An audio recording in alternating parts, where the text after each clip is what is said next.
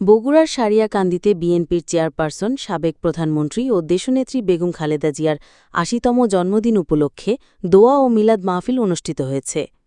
শুক্রবার বিকালে উপজেলার যুবদলের উদ্যোগে উপজেলার সদর ইউনিয়ন ও ভেলাবাড়ি ইউনিয়নের আয়োজনে দোয়া ও মিলাদ মাহফিল অনুষ্ঠানে প্রধান অতিথি হিসেবে উপস্থিত ছিলেন উপজেলা যুবদলের আহ্বায়ক মুহিদুল ইসলাম মুন্সী। দলীয়ভাবে জন্মদিনে কেক কাটার আয়োজন না থাকলেও উপজেলার বিভিন্ন মসজিদে বেগম খালেদা জিয়ার সুস্থতা কামনা করে মিলাদ ও দোয়া মাহফিল অনুষ্ঠিত হয়। দেশের সমস্ত সন্ত্রাসবাদী চাঁদাবাদী সব দূর হয়ে যায়।